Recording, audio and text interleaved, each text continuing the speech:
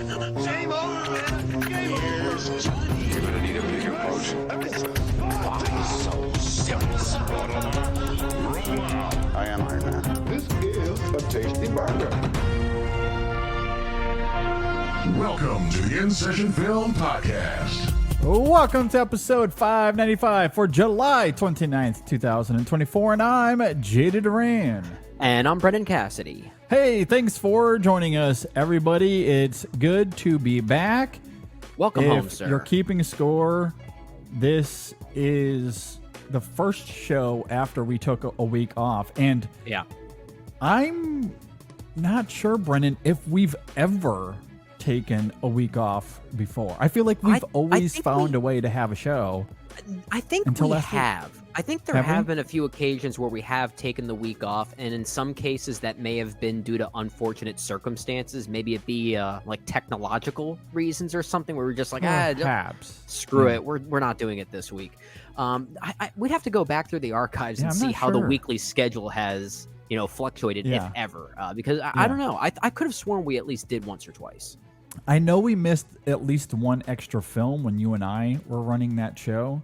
Yeah. But I'm not sure about a main show. We've had some technical issues where we've either had to re-record or find another day to get together. Because that's how you know we're of committed to issue. this, is that when we have technical difficulties and it causes us to lose a recording, we do it all again the next we day. Still find a way. Yeah, I don't think we've ever missed one. Now, to your point, maybe I'm simply misremembering there, but generally we've always found a way to get out a show. But last week we just simply decided with me going away, it was going to be a little cumbersome to try to find a guest and who's going to edit. And and with that, I think it worked out nicely given the new format here with our show, having our main episodic shows be more geared towards film topics as opposed to film reviews. And we already had Twisters and Deadpool and Wolverine on the docket. Yeah. Let's let the algorithm pick those up as opposed to whatever we're going to talk about. Yeah, we still had shows go out. So we did, yeah. It's not as if it was an empty feed all week, but it was still a little interesting. I was glad to get away and have some time to the family. Yeah, it was a lot of fun. Envious. Took them on the new Royal Caribbean ship, Icon of the Seas. It's the biggest cruise ship in the world. Yeah, it has its own water park. There are six water slides, legit water slides on the ship. And of Sam course, and Andrew must have loved that. Well, Andrew had to play in the baby pool, but Sam went on the slides a bazillion times. That's about all we did when we were on the boat. That's great. But yeah, it was a great time. I'm glad to be back, though. And this episode is going to be really, really interesting. And it turned out to be more interesting than I could have imagined, because we do have a guest. I'm going to bring him on here in a second. We're going to introduce our guest. There is a surprise topic at play. Our guest has no clue why he's here. No clue. This is the first time we've ever done this as well. He has no clue why we're here. It's going to be a fun surprise. And then additionally to that, which we knew that was already in play, and then Comic-Con happened, and oh boy. And speaking of surprises, we got another surprise. I did not plan on having to talk about episode of In Session Film. Yes. So another surprise segment. Yes, we had to include that as well. So we will, of course, get to the Comic-Con Marvel nonsense. And we have an announcement at the end of the show as well. So it's going to be a really, really compelling show. You'll want to stick around. But let's bring on our guest. Oh, we love him. And it's appropriate coming off the heels of his partner in crime, joining Brendan last week for our Twisters review. Yeah. So joining us, coming back, is the great Jay Ledbetter. Jay. Honey, back, I'm home. Here we go. Ledman's back. I'm here. He's back temporarily, but he's back. What a reunion. We've had y'all on our show recently, both of you. Yeah. And now I'm back. Full y'all both got to talk some Tony Scott. Good filmmaker. Yes. Great filmmaker. Yeah, and it's a nice crossover because I believe Brendan's episode comes out this week, if I'm not mistaken. Is that correct? Oh yeah, I forget we record ahead, so I need to make sure I don't timestamp the episodes. So yes, I believe you're correct. That's okay. Ryan did reveal that my episode with you guys talking about deja vu is upcoming, so it's not like a secret or anything like that. Yeah. So wonderful crossover between Awards Watch and In Session Film this week. This is very exciting, and as I noted, Jay, we love him. He's always welcome here. He can come on the show anytime. Same with Ryan. They will always be family to us. But there was a reason I wanted to bring Jay back. I asked him, I pleaded, I even offered to his wife to, pay a babysitter if I needed to. I needed to get him here on the show. And he made a reason I still do not know. I don't know what the reason is. Do you have any guesses? I have no idea why I'm here. Do you have any guesses? No, I don't want it. I don't even want him to guess. I don't want to accidentally ruin the surprise. Oh, gosh. I have a guess, by the way. I have a suspicion, but yes, and I'm sure you do. I'm sure you do have a suspicion. Jay's a smart man. He's a smart man. Yeah, absolutely. And look, I wanted to bring Jay here in good faith. I know this is the week of M. Night Shyamalan's Trap. This is not a trap. I'm not trying to, solicit Jay here and then have a gotcha moment. This is not what that is. This is all in good faith.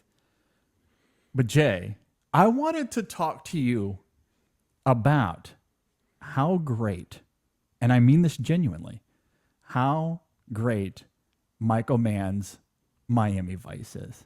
You want to talk about that? Oh, perfect. Yeah, that's what we're here for. Yeah. That's what we're here for. It's the ultimate redemption of the worst podcast in human history. Yeah.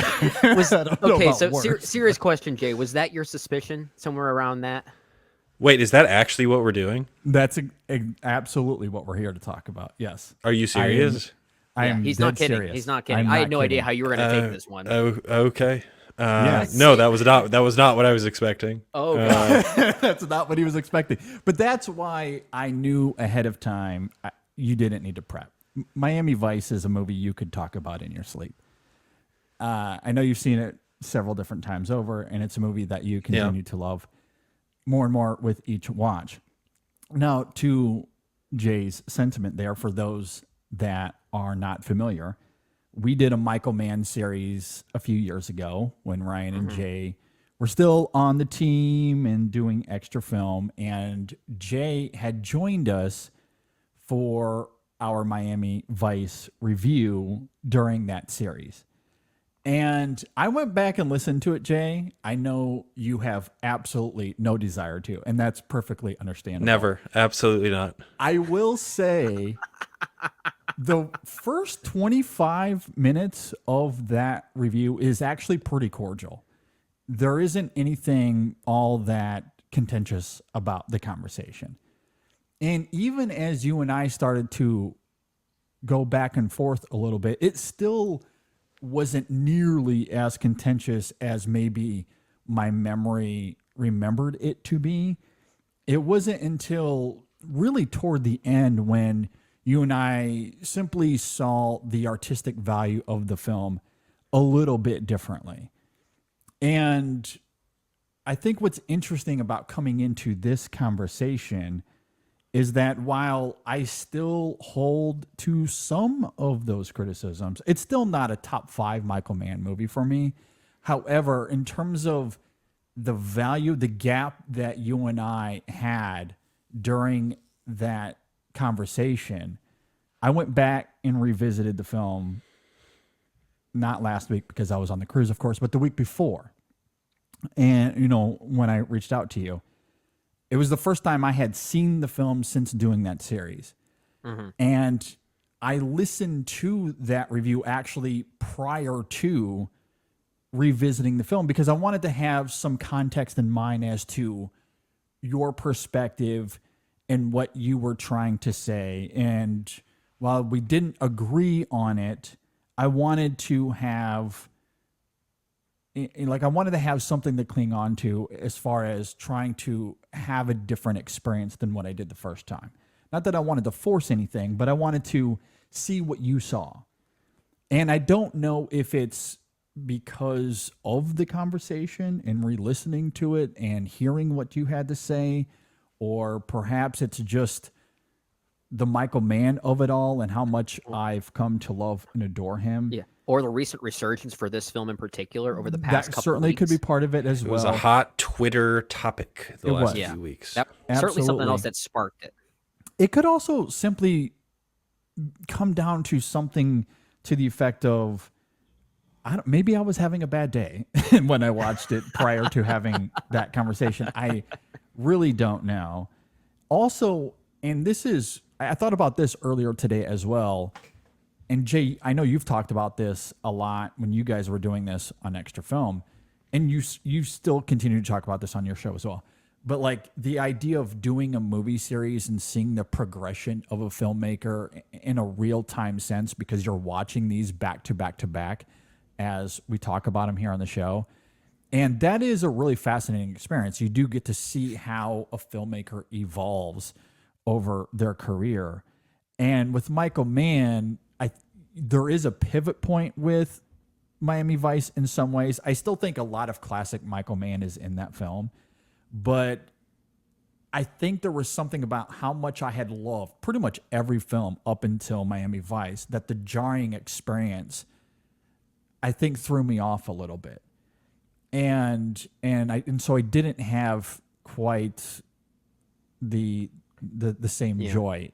And I think I kind of relished in that disappointment a little bit. Maybe that's the wrong word, but I certainly felt that disappointment. I think you relished in as a that result. difference. You relished in that I kind of difference. wonder if I had a different experience if we took a pause from of that series and I just came back to Miami Vice at a different time.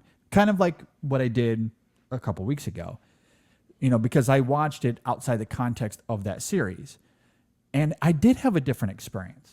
I really did. Genuinely, I had a different experience, and I really liked it a lot. And I think a lot of it comes down to what you had said on the review as far as the close-ups, the performances, the aesthetics of that film. It carries so much weight. And again, it's probably a combination of all those factors, but I genuinely came around on it, and I couldn't believe how much more I loved it on this rewatch. So it is a redemption. It is a redemption. Mm-hmm. Yeah. Wow. That's big of you to admit that I was right and you were wrong. Well, and even at the time, I think the funny thing, and I've mentioned this to Brendan a couple of times because Brendan has also echoed that he never wants to go back and listen to It's for review. very different reasons, though. For very different reasons. Yeah, But because I as think someone that was kind of leading that specific review, it didn't give me an outlet to talk about a movie I really liked. So it was more of like, I'll let these two guys sabotage this episode, and I'll just take a step back. But at the same time, this is a redemption episode, because you make a great point, JD, that while it's really fascinating to watch a director's filmography back to back to back like this, and a lot of times it actually adds value to that filmmaker's arc and how they progress as an artist. Sometimes it might be even better to take a bit of a step back, let that work simmer for a bit, and then watch whatever new thing they're about to do. Because Miami Vice is very much that pivot point, as you said. And I think a lot of filmmakers, especially some of the most celebrated filmmakers working today, they do have those pivot points, those midpoints within their career where it's like they're about to do something different that actually creates a new trajectory for them. And Miami Vice kind of is that film for Michael Mann. And I think that you make a great point there, that maybe there might need to have been some separation for you between the films that we were talking about so like positively until that one. Yeah. I mean, it is, to Brendan's point, perhaps the turning point in his career. I'm kind of misremembering the order of his filmography. Miami Vice was post-Collateral, correct? Yes. And Collateral was kind of the dawn of his digital revolution, but Miami Vice kind of upped it to another level. And he had experimented with it in Ali, and then Miami Vice took it to the extreme. And Yeah. I can understand why that was so off-putting for so many people. It was derided at the time, almost fully rejected at the time by mainstream audiences. Box office failure, critically mixed to generously, I would say mixed. Yeah. But like even people like Colin Farrell himself that haven't even said the most positive things about it afterwards. Like even some of the people behind the scenes there. No, Michael Mann doesn't even like it that much. Colin Farrell can't remember any of the making of it. Well, I know Michael conversation. Mann's a little bit sore that he didn't get a chance to make his ending that he wanted for it. Because Jamie Foxx had a big part of that. And they had a big issue there. But yeah, you're right. Yeah, Miami Vice kind of the turning point, not just in the visual flair of that film and the digital flair that you're talking about there, Jay, but even in narrative form, because a movie like Collateral is still relatively straightforward by comparison. But Miami Vice is really where I think Michael Mann was trying to let like an emotional vibe as a filmmaker really take over the story more than anything else. And it creates a completely new sensation. And Miami Vice was certainly a starting point for that, and that would carry on through many films like Public Enemies and even Ferrari most recently. Yeah. God, I'm the number one Public Enemies defender too. I like that movie. I do. Yeah. I think it's a lesser Michael Mann, but I still think it's a really intriguing movie.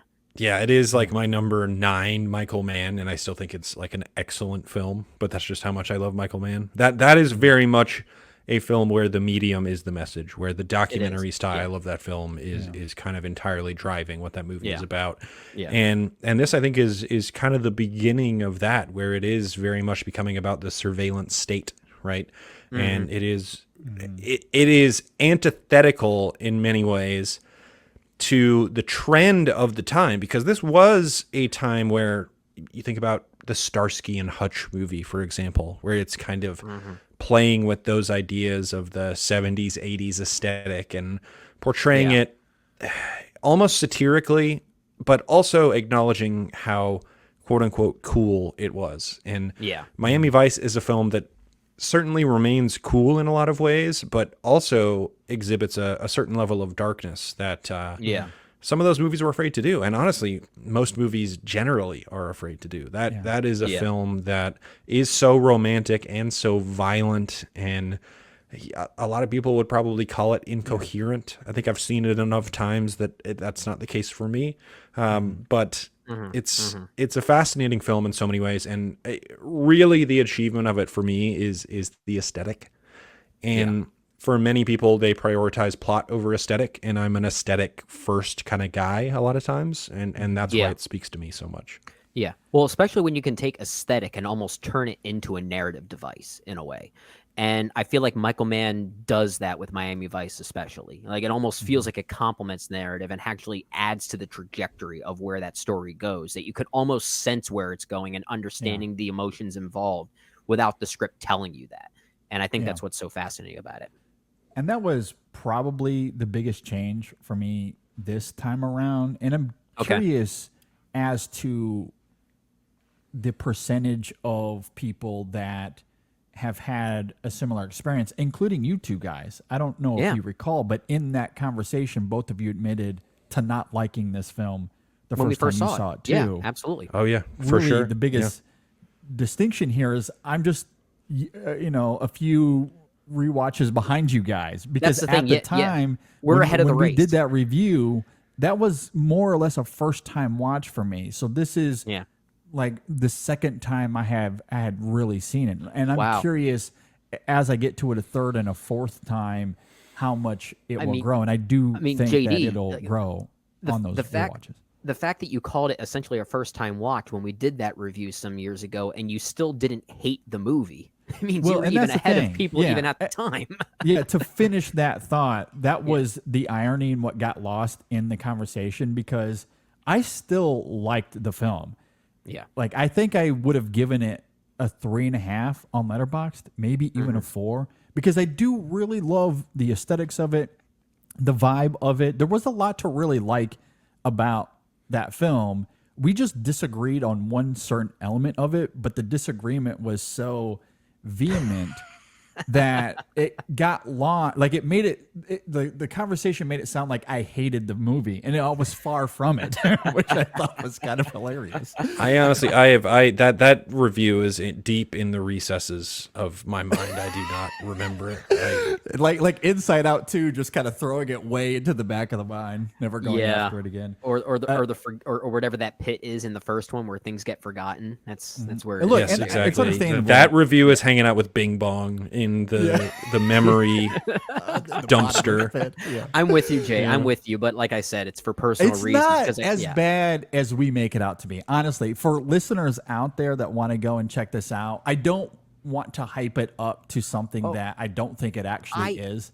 Yeah, I don't disagree with that. I think from an innocent listener's perspective who has no relationship with us as, let's say, people, I think they might come at it and think, oh, okay, that wasn't that bad. But we definitely have a different Especially perspective when it's because we at were the there. end of the conversation. Like, you're going to get 30 minutes, a whole half hour into that review, and you'll be sitting there going, where is the arguing? Like, they've hyped this up as this heated thing. It didn't get bad until I literally told both of y'all to shut the hell up. It was Quote, really shut the hell at up. the end is kind of where it kind of got off the rails. So maybe it was my But fault. Maybe I made it more heated than it needed to be. At any rate, like it was kind of a very specific element of the film, and that's why I wanted to go back and re-listen to that conversation, because I wanted to hear what you two had to say about it specifically. I wanted to try to, at the very least, understand that perspective. Again, I didn't come in with some sort of agenda. If I felt the same, I felt the same. I don't know. But I at least wanted to have an understanding of where you guys were coming from. And that ultimately became the pivot point for me with this film, when looking at the romance of it, what the film is about as far as loving the right person at the wrong time, and how clinging to that romance could be destructive. You know, when you especially when you think about the illogical nature of that romance and that love, especially when it's so immediate, it's so intoxicating to the point that they indulge in it and they don't care who's watching, even if it's the wrong people who's watching. There's something so brazen about that in the film that I really loved. And the other thing I thought about too, and I don't think we talked about this in the conversation, but there is something about that ending sequence with Crockett where I kind of wonder, like, I don't think this isn't my interpretation, but I kind of sensed it I think there's a way to look at that ending and feel cynical with the film, in the sense that, like, I think you could argue that while it was real for him,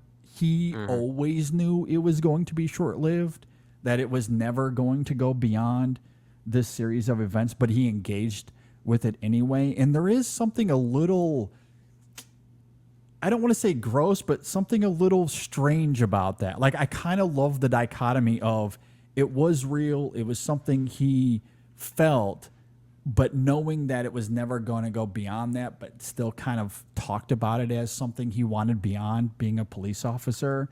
Like, He that just wanted to feel something. Like, I found that truly, truly provocative, and loved seeing that on this rewatch.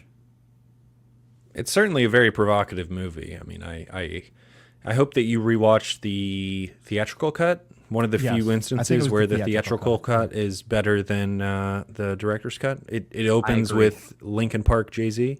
Yeah, I love that as well. I think the boat race that opens the director's cut is certainly thrilling, but it does feel kind of like an afterthought.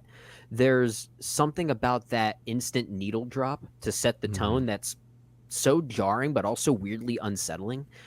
I think that's the other thing about Miami Vice that works so well for me.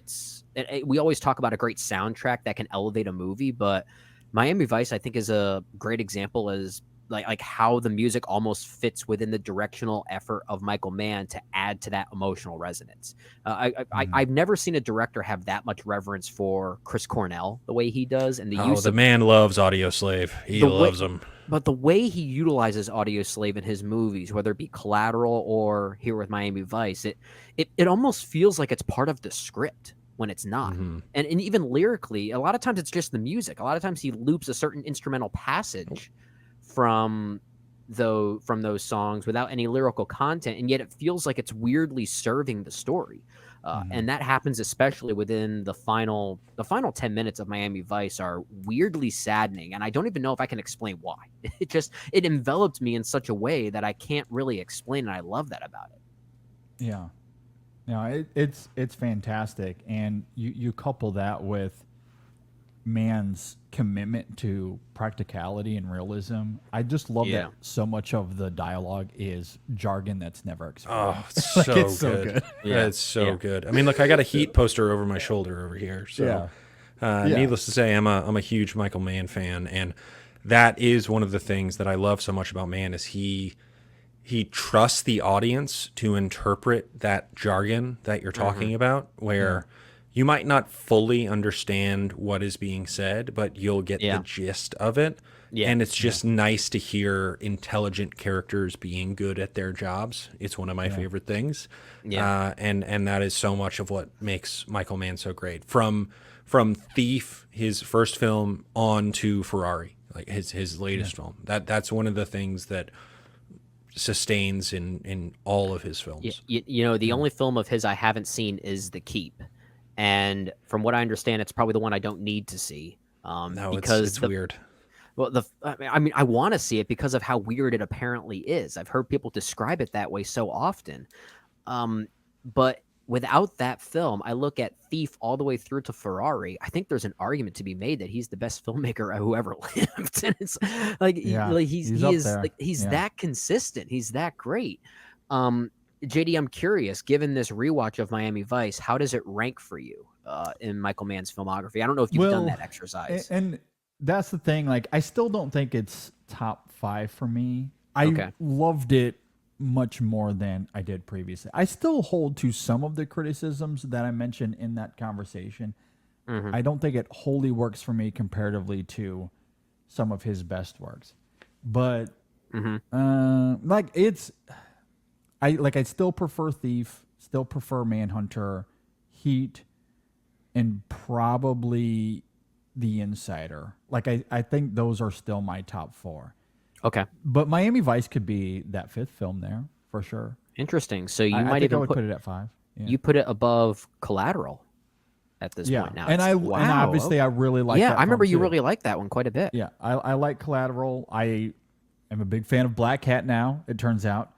Yeah, I like that one too. Watch. God, I love that movie. Yeah, it's so good. I like Ali as well. I like Last of the Mohicans. The Keep I also haven't seen. Public Enemies is the next one I need to rewatch because I haven't seen that one in quite a while. But like Ferrari, when we talked about that last year, I felt like I was higher on that film than most. Yeah. You know, that was one I championed at the end of the year. Like, I really liked that film a lot. So, but I do think Miami Vice could jump up to that 5 spot. I don't think, I don't know. I guess I don't want to be presumptuous here because I had such a significant turnaround with this watch that upon other viewings, who knows, maybe it will climb the ranks. It gets to a point where the more you rewatch all of these films, the more they just all turn into 5 out of 5 star films on Letterboxd for you, and it's like then ranking them becomes futile. Exactly, because like Manhunter is my favorite of them. I think that's a full on masterpiece. You know, Thief, pretty much a masterpiece. Manhunter is your favorite man? Yeah, I think so. Wow, I do love that movie. Yeah, you know, but like Jay, I believe you joined us for the Heat conversation, if I'm not mistaken. And and I called it akin to Citizen Kane, I believe, is what I said. Which I still. It's 90s Citizen Kane. Exactly. I'm going to hold true to that. Basically, it is as good as Citizen Kane, in my opinion. I mean, it's hard to compare those films, obviously, but I do think he is a a masterpiece. I mean, I think both of those movies are masterpieces. So yeah, rank them however you will. Yeah. But Yeah, the fact that I have The Last of the Mohicans in last place says a lot about this filmmaker. Well, you'll see The Keep, and it'll be last place. But It probably will. Yeah. It probably will. Last of the Mohicans is my third to last. And even Ferrari, which was in my top 10 of last year, is my number 9. 9 out So of 12. Okay. Yeah. And that just speaks to how consistent I think he is, to your point, Brendan. Have you ever seen, Jay, L.A. Takedown, I think it's called, which I guess is the Heat. Yeah, the predated version of Heat or something. Yeah, the Heat test run. I have not seen it. I need to. I haven't either. I'm always curious about that. And I've heard that the diner scene is almost unchanged from LA Takedown to Heat, but it just does not compare because of the actors involved. That's so fascinating. I do need to see it. Yeah, I'm genuinely curious about it. And I asked because I know how deep you've gone down the manhole before. And if there's anyone of the three of us who has seen it, most likely would have been you. I'm curious myself. I think it just sounds like an interesting idea compared to everything else that he has done. And the other one that's supposed to be really good is his TV movie, The Jericho Mile, which I have not seen either. Yeah, I haven't seen that either. But that's one I really do need to catch up with. Yeah. I think The Insider is probably what I'd have as number 1. Although I tend to go back and forth between that and Thief. Like Thief is the one I probably Thief rewatch is so good. Like that's the most rewatchable That's my number 2 one for me. Yeah, it's my number 2 right now, but I don't know. If there's ever if someone were to come up to me and say you can only rewatch one Michael Mann film right now, which one's it going to be? It's most likely going to be Thief. There's just something about the vibe of that one. It almost looks like it almost looks like a science fiction film in a weird way. It kind of has these like the neon lights of like Blade Runner, wet streets and neon lights reflecting on the wet streets. Yeah, but like it almost feels cyberpunk in a way. It does in some ways. Yeah, it does. Yeah, it does feel kind of pre Blade Runner. Yeah, and I don't know if that was the intent, but it and maybe that's just the restoration that we see nowadays. If you were to buy the Criterion Blu-ray, maybe there's some Ridley Scott, absolute hack. I know, right? Maybe that makes Blade Runner even more interesting. Anyway, good filmmaker. News. Yeah. I circling it back to Miami Vice, real quick.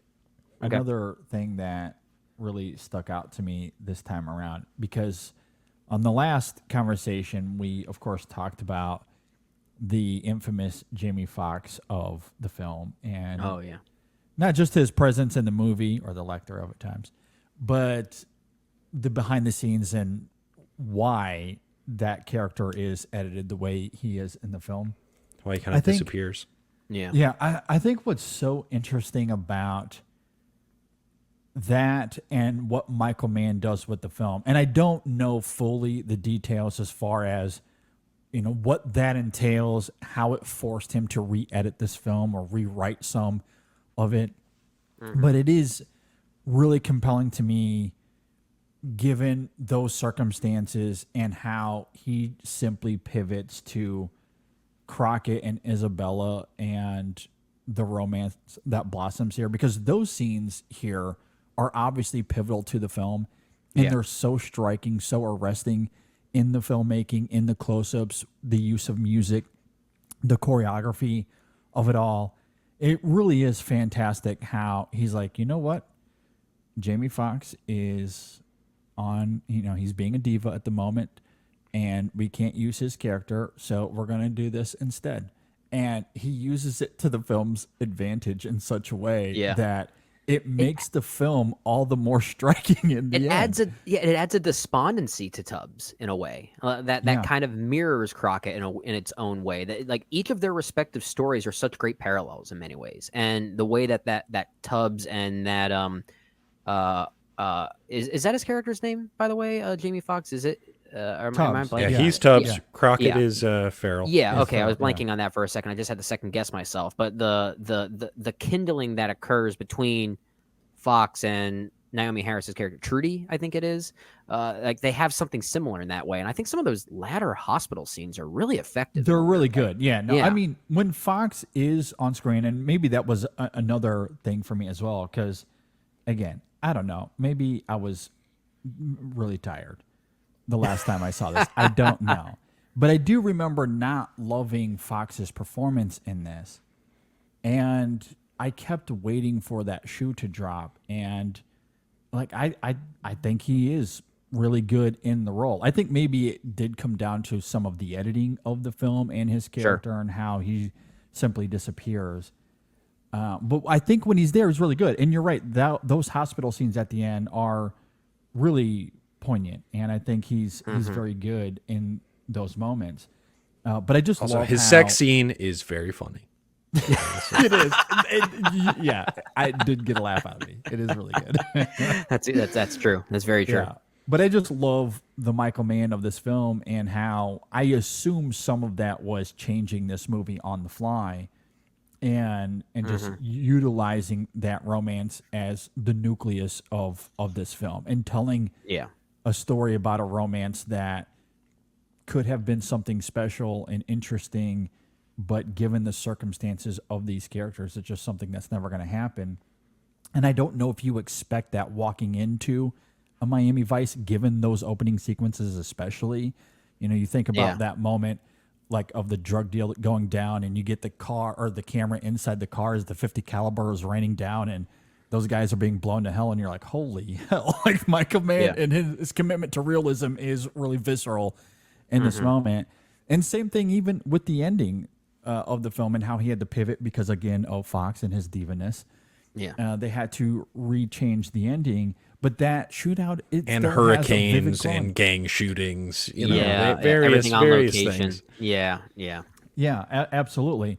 But I still think all of that works really well because of the camera work there and the subtlety in how he reveals information through action or through performance. I think is really good. And again, I don't know what the disparity is as far as why I didn't see that the first time around. But on this revisit, I felt very different. It's a romance. I think it's a romance film. I think the best way to look at it is that this is ultimately Michael Mann's romance. It's a bunch of different types of movies, which is what's so good about it. Yeah, and you can latch onto each individual component and have a different experience every time. And I often cite the best movies are the ones that feel like you're watching it for the first time every time. Miami Vice is a great example of that. But I tend to, until I rewatch it again and try and latch onto one of those other genre-related things it's doing, I still at this point see it primarily as a romance film, and I think a very effective one at that. And I agree. Like that's ultimately what worked for me, at least on this revisit. But I was focusing on that, to be fair. Yeah. But I think what's interesting to Jay's point, because one of the things we talked about in the previous conversation on it is the worst podcast of all time. It's not. There's been worse. How the film explores the fractured identities of these characters and the lack of trust that comes about because of not just these characters on an individual level, but of course the jobs that they're in, the occupation, the constant flux that they're having to deal with, and how that tethers deeply to the romance. And again, I think what's so interesting about Crockett in this film is his brazen, I just don't care. Like, I'm going to indulge in this regardless of who's watching. In fact, I'm going to do this in front of people that probably shouldn't be seeing this. And it's very unethical, but he's certainly aware of that. He's got to get that mojito. Exactly. Yeah. He had 1, 2. So Hola, chica. I guess what I'm trying I'm to a say feed is for mojitos. the mojitos and the cocaine just fuses its way into the on-screen performance. It is kind of simultaneously the best and worst Colin Farrell has ever looked on screen. It's an interesting thing. He was going through a lot at this time, and that's true. Yeah. I will say the one thing that I think is maybe the most special about this film. We are in an era in filmmaking where digital cinematography has almost completely taken over. You could count on 2 hands the number of filmmakers who can say, I want to shoot my movie on film and can do it. Yeah. But this film, what I think the great folly of digital cinematography is trying to make it look like film. Yeah. And what Michael Mann has done, and several other filmmakers have done as well. Todd Haynes with is his Dark Water or Dark Waters? Dark Waters, plural. Dark Waters, plural.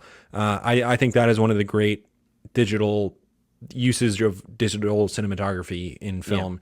And I think Michael Mann has, 5 of the best uses of digital cinematography on film. Sure. And this is one of the great examples of that. You can get so intimate in the action sequences.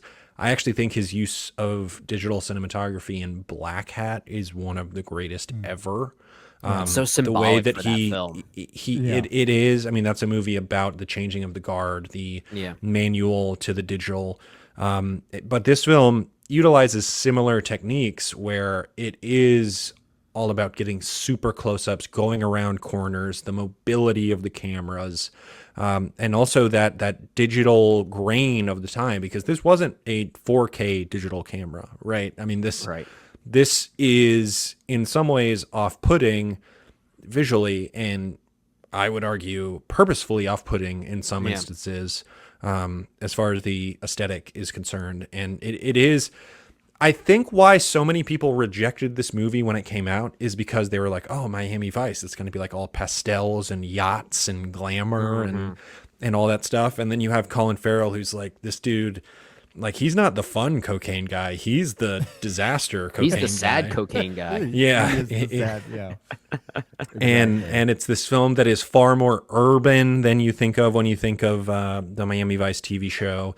Look, there's a lot of boats, a lot of go fast boats in this, but it's not as oceanic as perhaps the television show was. That was just a very glamorous TV show that Michael Mann presided over, and it is one of the most influential television shows of the 80s. And this almost upends purposefully the idea of that TV show, where it's like that world no longer exists. And we need to go to this digital aesthetic, this surveillance state. Look, I just did we just covered all the Tony Scott films on our podcast, and they have very much, even though Tony Scott never abandoned film, it's very much about that surveillance state and the close-ups and the absolute lack of secrecy in the same way that this movie is. So I think that's a special part of it. Yeah. Yeah. The way that, you're so right about how the film looks and how Michael Mann's films up until this point utilized digital photography in a way that was so serviceable to the story. Not many filmmakers are able to do that. Even around this same time, because this was 2006, wasn't it just 1 year later, 2007, when David Fincher would shoot his first film on digital, right? I think Zodiac was his first time shooting on digital. Yeah, but that movie is so like pristine looking. I know. Well, it shows how different you can utilize the craft for your own. Like, David Fincher, and this is not a knock by comparison, his films are certainly prettier to look at than something like Miami Vice or even most of Michael Mann's films. But it's interesting because we tend to associate digital photography with that crispness, that high pixelation, that prettiness in a way. And somehow Michael Mann's films that were utilizing digital at this time look more like they were shot on film than most movies these days that were actually shot on film. Yeah. And it's a weird thing. Yeah. Yeah, I mean, the one film that I think of that's the extreme version of this is 28 Days Later, which looks like it was shot on a Motorola Razr. Yeah. I mean, it is insane the way that movie I weirdly looks. love about that movie. Yeah, and it does fit it, and this is I think similar in its aesthetic, where Michael Mann certainly takes on a crisper digital style later in his career. I think part of the reason the movies look the way they do is because he was an early adopter of this medium, but also he used it very purposefully. That's what's so special about him. I would argue Fincher, who has made to your point, digital films almost exclusively for the last 15, 20 years. But he almost uses it as a utilitarian because he is a guy who uses so many takes and would use so much film, and it would cost so much money. It's a way for him to have instant access to the edit. For him.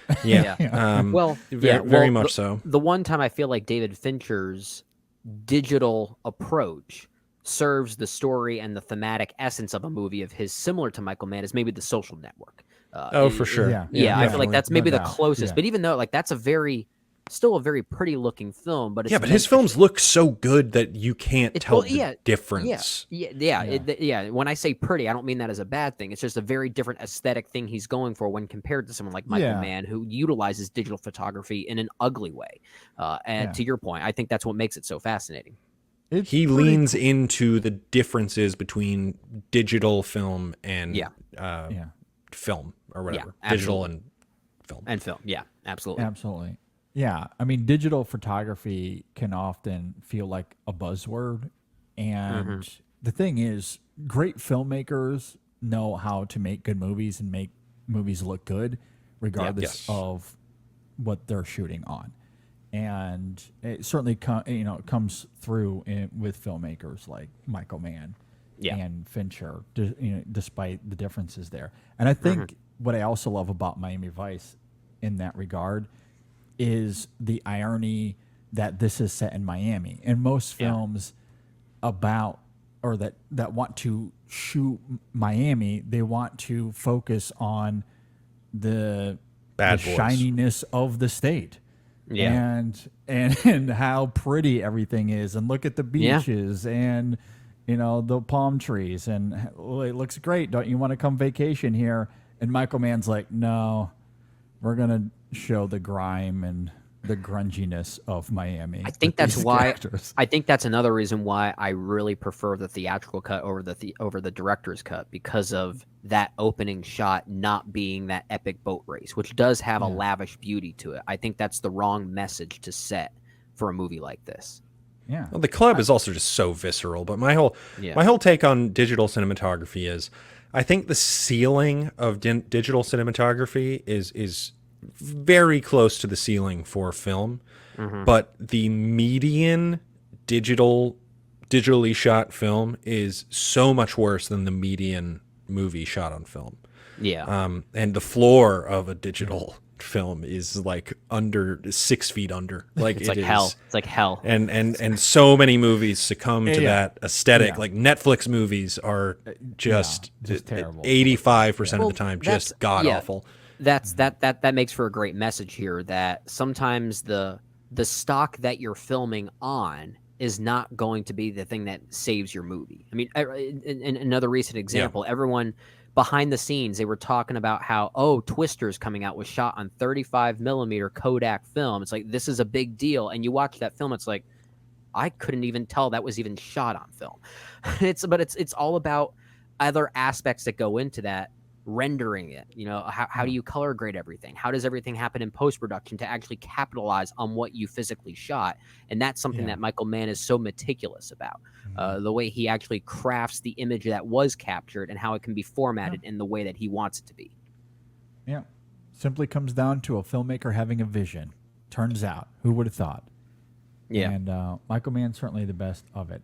I know we could talk about Michael Mann forever, but given the time here, I think we can go ahead and wind down. Let's do it. Specific conversation. We could, but we could just have more fun and talk about Michael Mann. We could. Maybe we could come back to it at the end if we have time. But there are a few other things I do want to get to. At the very least, Jay, I hope this was a more fun Miami Vice Michael Mann conversation than maybe the last time you joined us for it. That was my hope anyway. Yeah, it was not what I was expecting our conversation to be about today, but it was a welcome change. I mean, I'm glad that you finally come around on. And the funniest thing about it is that Miami Vice is my 4th favorite Mann film. I don't hold it up as like my ultimate favorite Mann. It's still a 5-star movie for me, but it's not. It's the 4th face on my Mount Rushmore of Michael Mann films. But it is still a very important film to me. And it's been a huge topic on Twitter with y'all's former guest, Brandon. What's his last name? Streisand. Yeah. And he got a lot of play out of that. He got to like moderate it was Miami incredible. Vice screening. In New York. It's that was a crazy endeavor. Like just it's amazing. All you got to do is tweet about something and you get to moderate something. Yeah, I've been trying that for years and it hasn't worked. But guess we got to get better at it. Yeah, I guess so. Well, But that was a fascinating ordeal. Yeah, for I sure. mean, to be fair, what you need to do is find someone that is willing to be the villain of Twitter for a week straight, because that's part of why that turned into what it was. She would just not let it go, like for a week. Yeah, Just that was became the worst. wild. Yeah, You either die a hero or you live long enough to see yourself become the villain. yeah. Crazy. Yeah, that was crazy. But that partially, or not even partially, it was a big reason why I wanted to go back and revisit it. Everyone was talking about it, and Brendan and I have talked about that forever. How I've wanted to revisit that film since having that conversation here on the show, but just finding the time has always been a bit of a challenge. We had joked offline, JD, about doing a Miami Vice revisited episode and bringing you back on, and it got to a point where after that tweet from Brandon Streisting started to take off, JD, you basically looked at me and said, "Yeah, let's do it," like with the utmost sincerity. And Let's take it to the limit one more time. Here we are. Yeah, exactly. So, yeah. So I hope this was a more fun conversation. It certainly was for me. Good movie. So, Brendan, let's talk about coffee. I love it's so coffee. good. I'm How much did you drinking drink? coffee. How much did you Oh. drink when you were on the cruise? Actually, well, I didn't drink a ton of coffee, but I would have a little bit for breakfast. Okay. Nothing too crazy because we were so busy, and That's you're what's giving always you your eating a lot natural of food energy anyway. Yeah, anyway. you're always Yeah. out and about. The most I would drink is sometime after lunch when we would take the baby to our room for him to take his nap in the afternoon. Sure. I would once he's down, I would make an espresso and have that in the room and just sit on our balcony and look out into the ocean and That sounds contemplate life. amazing. You know, Oh, it's gosh. amazing. Yeah, it's the best. Nothing beats a great cup of coffee with a great view. Like that Exactly. marriage is so good.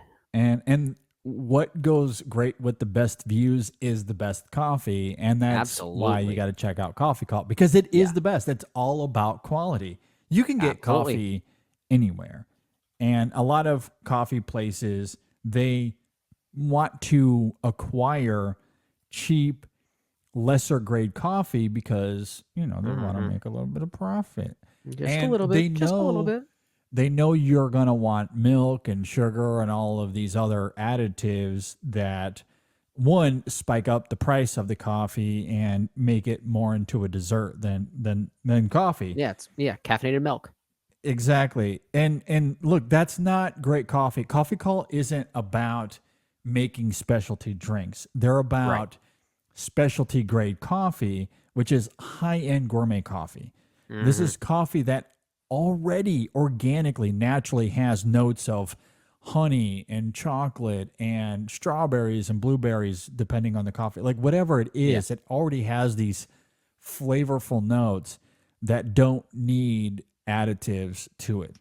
And it's fantastic. It's what I love so much about Coffee Cult. It's all about great high-end coffee. And it's the best, and you gotta check them out. So go to coffeecult.com. That's coffee with a K, cult with a K, coffeecult.com. At checkout, select your coffee, and at checkout, use the code ISF24. Again, that code is ISF24, and you'll get 15% off your order.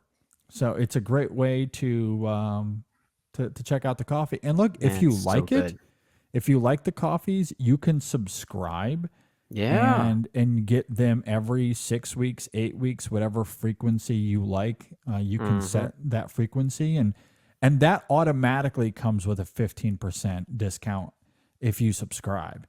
So you can get your Coffee Cult every time for 15% off, and it's so it's good. just a win-win. So Yeah. use our code as a trial run. Yeah. It's really Yeah. great in that way. Get it, So order that Sumatra and get a great tasting one up front, Yeah, and that's a realize, great yep, okay, coffee. now it's time to subscribe. there you go. Absolutely. So again, coffeecult.com. Use that code ISF24, and we thank Coffee Cult for their support. All right, Brennan, let's talk about audiobooks. Audible. I'm still a stickler for physical media, and that includes physical books. But at the same time, there's something kind of powerful about listening to a great audiobook that's so well performed, and you can find so many of them on Audible. They house so many of them. It's amazing. Yeah, that's how you know Brendan is not a parent, whereas I am a parent, and Audible is the way to go.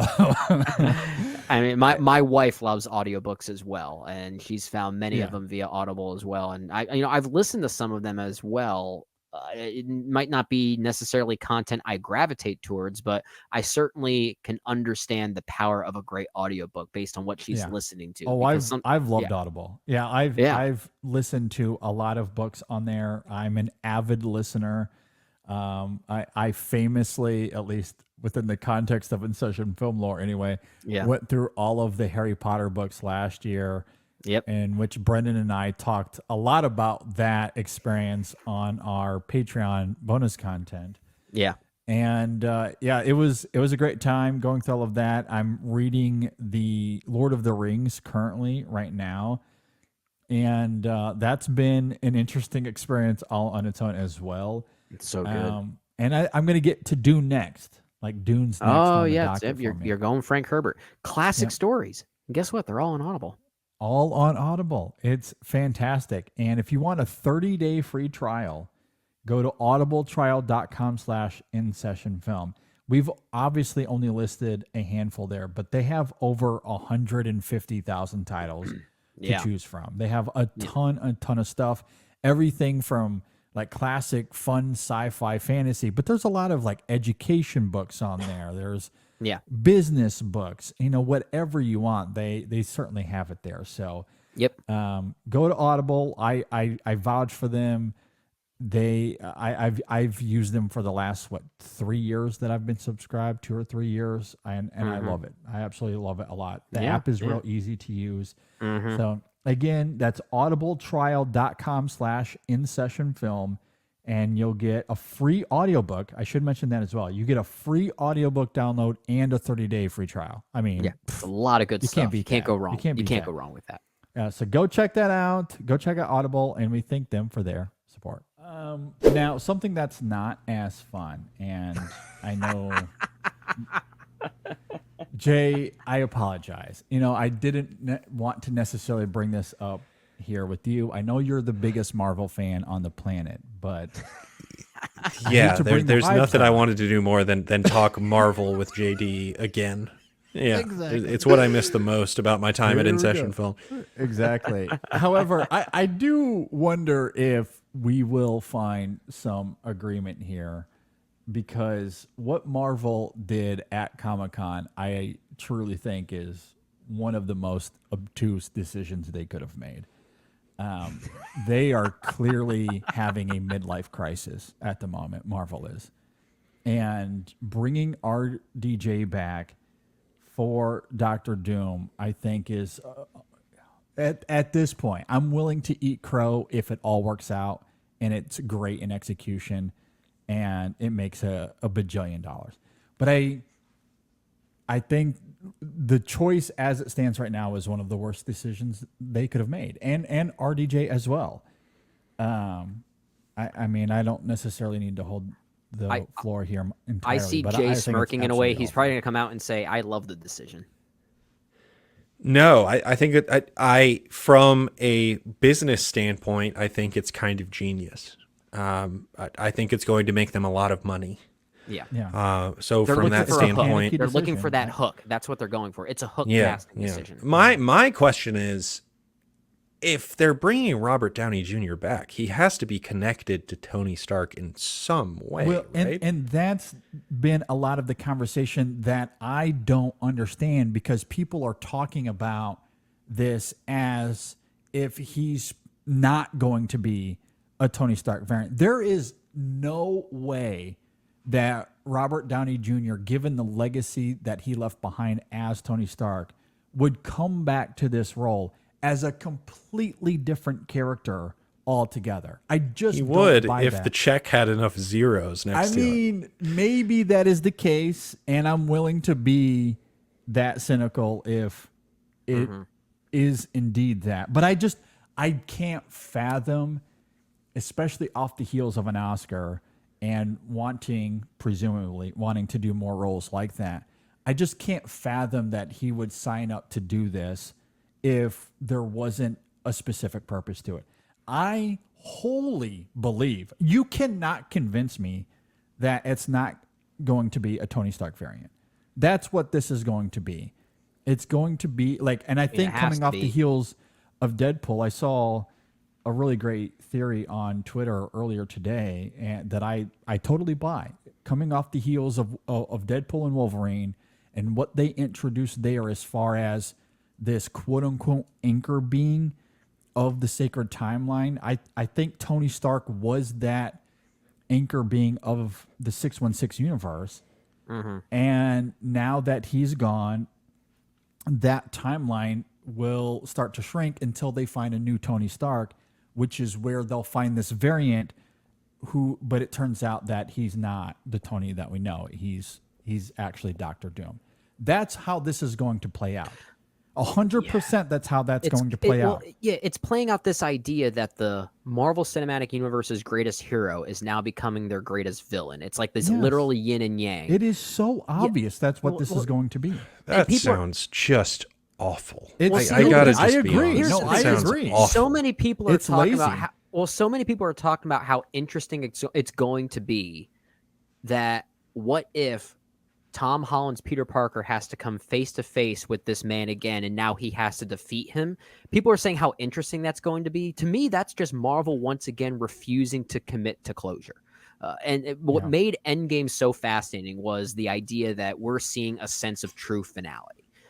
That we're closing the loop on something, and that actually adds to the emotional resonance of that. And while I recognize that, yes, technically RDJ, variant or not, is coming back to play a different character, the stunt casting makes it seem like the same character. And if the story is still treating it like it's reopening old wounds and old arcs, then you can't say it doesn't affect the result of how Endgame concluded. Like it's going to affect that. It's absolutely going to maybe not tarnish it, but it's going to keep those arcs open in a way that I think mitigates the purpose of a movie like Endgame. And that's from a movie making standpoint, I just find that frustrating. I really do. Yeah. Yeah. I mean, my understanding of the introduction of the multiverse is that it is leading to secret wars. I am not a comic book reader, but that seems to be kind of the direction that the multiverse is taking the story.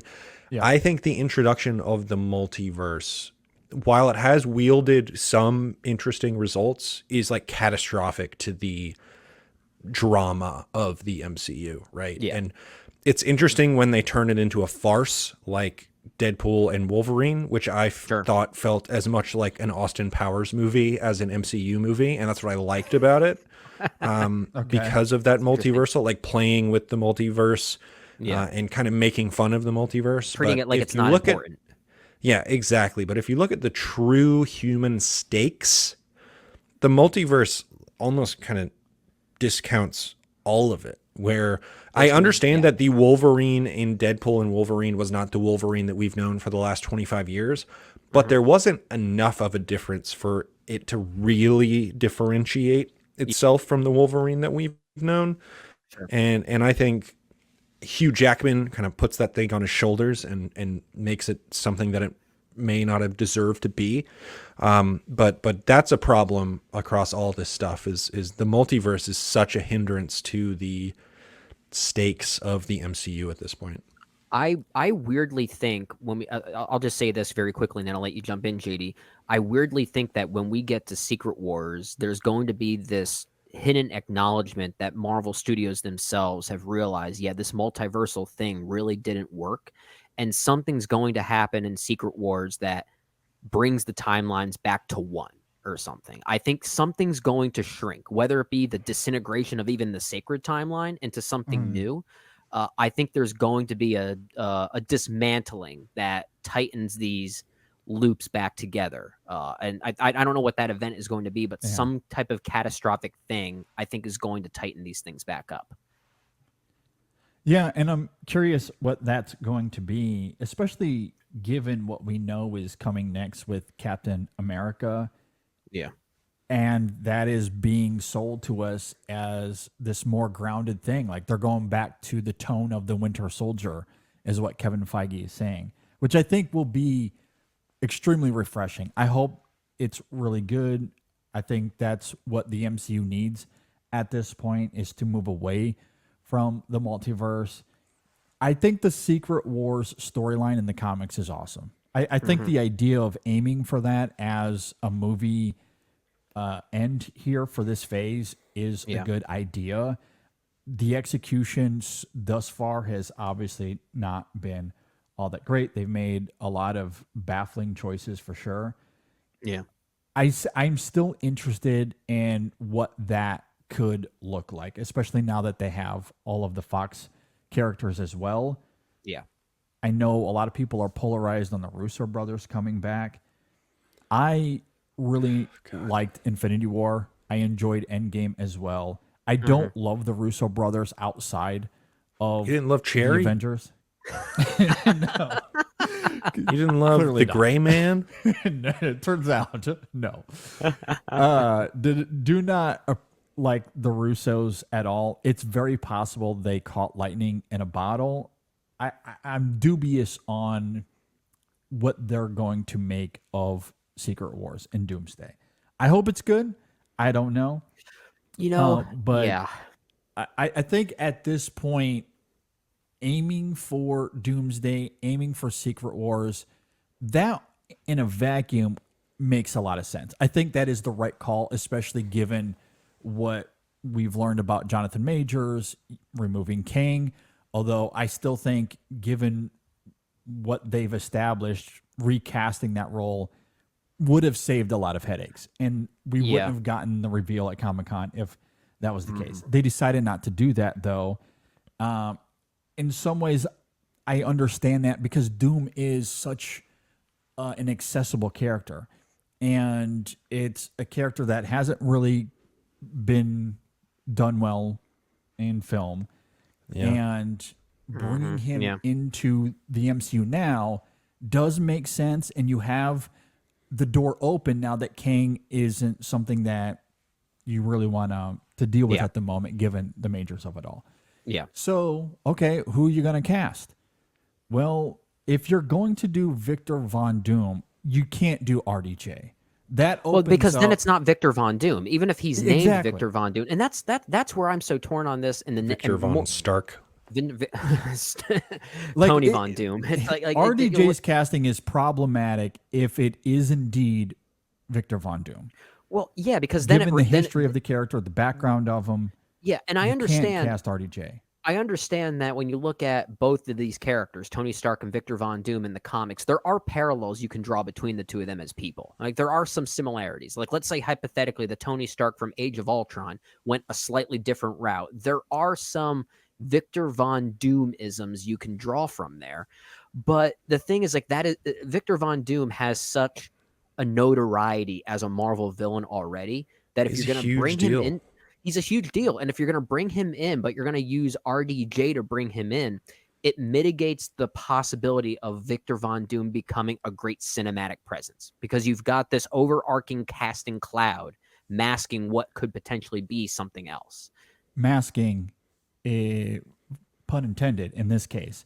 I actually because it wasn't meant to be pun intended, but now I'll take credit for it. It's a great transition to what I wanted to say next, because the reason this is problematic, if it is indeed Victor Von Doom, which I don't think it is, but if it is, I mean, the character is Romani for one, and that is such an insanely important aspect to the backstory of that character. RDJ does not fit that. Also, Doom does not remove his mask. So if you're going to stick to the ethos of that character, what is the point of hiring RDJ if we can't see his face? Because of that clip the other day. I mean, that's Just for why. that moment at There's a non-zero chance Robert Downey Jr. never steps on set for those movies. Which There's a chance. And look, if they're good going point. to do it a la how we see him as Tony Stark in the mask, and Well, kind of like a Darth Well, he'll Vader do thing. Mandalorian. Okay. Yeah. I mean, yeah. Or you could do the Mandalorian, but I just don't think from a business perspective it makes sense to hide RDJ behind a mask a la the That would be an Mandalorian. expensive. It's Just- expensive that voice just casting. does not make any Yeah. sense Like, whatsoever. I want to be careful with how we say this too, because we're not saying RDJ would do a bad job as Victor Von Doom. No, I actually think he he would be would great. kill I'm it. sure He he'd would be kill great, it. but- It's just the circumstances around how he already fits within the MCU that we have a problem with. It's the timing of it all. Yeah, like it just doesn't make sense for RDJ given all of those various aspects that go into what makes the character who he is. But it does make a lot of sense if it's a Tony Stark variant. Yeah. And again, I just don't like That's so sure, lame. But Is then there that's any not- precedent Oh, for I that agree. in it is in uninspired the comics? It is lazy. There is precedent in the comics. Yeah. So I mean, that maybe that's what they're leaning on here. Either way, even if there is precedent, I still think it's lazy and uninspired. There are so many stories regarding Doom that you could pull from to make this work, even for Secret Wars. Stories that might not even tie directly to Secret Wars itself. But Doom is obviously one of the most popular. He's a classic Marvel villain. You can pull from anything, and there are a lot of actors that can make it work, especially if you want to do it cheaply and never take off the mask. Who you want? never sees Who do you give me? Dreamcast Doctor Doom. Wesley hear it. Snipes. Yes, I like Wesley Snipes as Who'd I go with? Dr. Doom. Adam My Driver, Dreamcast. maybe? Well, it's got to be. Austin Butler as Elvis. As I mean, Doom. look, that sounds good. I'm trying to think because he has to be sort of similar in age to Pedro Pascal, right? I guess yeah. is that the Yeah, idea? ish. Yeah. And Pedro Pascal is what, like 45 or something? Yeah, you don't want to make him younger Right. Right. and not too old. Yeah, I'd say around that age for sure. I don't even know. Farrell some- could be good. Let's go back to Farrell. Yeah, go back to Farrell. Yeah. Yeah. I know Although some he's people already Bullseye, and now he's back in the MCU. Yeah. Unless I was he's really waiting been- for them to bring him back. And Yeah, maybe same. Bullseye is in the void. So Maybe. we never found out. I know some people online were talking about DiCaprio, and I'm not sure if I see that one. That seems a little too obvious. You for me. talk about expensive. My goodness. Yeah, again, like you don't have to get an A-lister, especially if the character is never going to take off the mask. Like, you know who'd be good? You Domhnall could do that Gleeson cheaply. would be good as Doctor Doom. Donald, Let's like, just make great. make yeah. him Doctor Doom. Yeah. I'd see that. Yeah. Yeah. But it's like Marvel is so good, and when I say good, I also mean this in a negative way. They're so good at how they handle their panels at Comic-Con or even D23 because they're so good at presenting you things that get you excited in a normal way and then leaving you with that one thing that's going to get you talking for better and for worse, sometimes for worse. But in this case, it really feels like it's not just stunt casting, it's stunt hype. It basically feels like what they're doing here is just to try and create a reaction to get people talking about Marvel in an interesting way again. Yeah. So I guess that goes panic. back to it goes back to your point earlier, Jay, where you called it a very genius business move, but sometimes the best business moves are the worst creative moves. And I feel for like sure. this fits That's the bill. I think, exactly what Yeah. this is. It's a panic move. They are desperate. They need a big win. Obviously, they just got one with Deadpool and Wolverine. Yeah. But in Shattering terms records. yeah, absolutely. But in terms of reshaping this saga and what it's going to be, they needed to reverse course in a big way. Yeah. So, yeah, from a business perspective, it makes a lot of sense to bring back RDJ, and you do that with a specific purpose in mind. I think this is clear as day. It's super obvious. I don't think there is a chance in hell it is not a Tony Stark variant.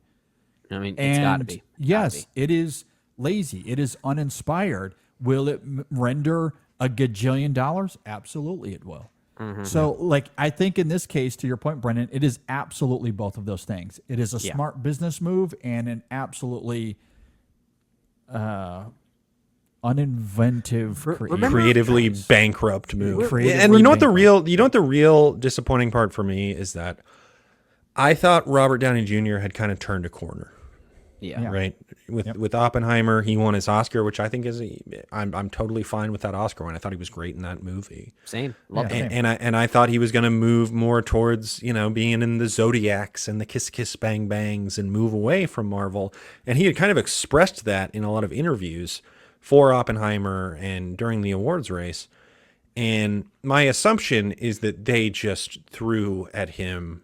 They gave him the Scrooge McDuck pool of gold coins, and they said, "This is yours now," and he almost couldn't say no. But especially, kind of the thing for me that I appreciated so much, I loved that documentary about his dad, Senior. That was I thought so good. It's very good. I agree. And that's the So kind of sweet. stuff that I thought he was capable of, in addition to all of these dramatic roles that he had taken. And now he's just going to be stuck in Marvel land again, and I think that stinks. And I agree with that. The other thing I would add, I always thought he was great as Tony Stark. He was always committed to agreed. that Yeah. role. He was perfect for it. He always gave great performances, whether they were small or he was center stage. So it's not as if even in those films he was phoning it in. He was very good throughout all of that. It ends, and then it gives him space to be creative in all these other ways. And I wholly agree with you. That documentary, Senior, is quite good. And I really loved them in Oppenheimer as well. It felt like we were going to get this new interesting stage for RDJ, and then he goes back to this. And that's obviously a big part of the disappointment for a lot of people. In addition to the idea that, and I don't subscribe to this, but I understand the sentiment that it feels like it undoes what Tony Stark did at the end of Endgame. I don't subscribe to that, but I understand why people feel that way. Like him. But that's the and thing that about just the makes no sense. multiverse. You could do anything. You could do anything. You can do anything.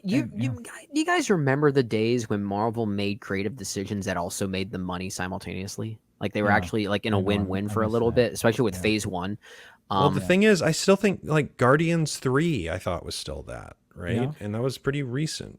Weirdly, yeah, the movies that feel the most disconnected from the overarching trajectory of the MCU seem to be the most successful as movies, which is a weird thing to say. Yeah, I don't understand why James Gunn kind of had that carte blanche to do that, other than the fact that he turned these anonymous characters into superstars. But not many others seem to have that ability. It all seems to be on an assembly line to a certain extent. Well, and you definitely saw that or felt that the most with phases 4 and 5, which is why I really have a lot of issues with the Russo brothers coming back to do these two Avengers films. And they're even getting one of the writers back from many of these films in the past phases, like Captain America Civil War and Avengers Infinity War and Endgame. I think it's Stephen McFeely. I forget which one it is. So clearly they're going back to what had worked before. The problem I have with that is that it creates this narrative that what they were trying to do for a while with phases 4 and 5 just wasn't working. Getting new blood in, new directors to do their thing just wasn't working. Yet how often did it feel like those directors were so heavily compromised they weren't even able to do their thing? Like say what you will about some of those films from past phases, whether they worked or not, I felt like those directors mostly came to play.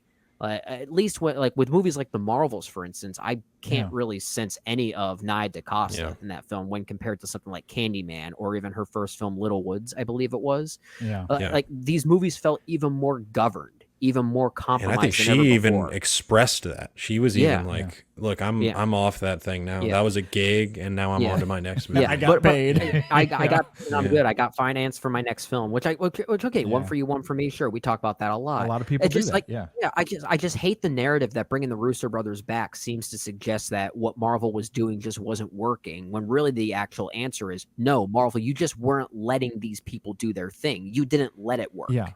Because they brought in good talent still. They brought in good talent and basically tried to puppeteer them the whole time.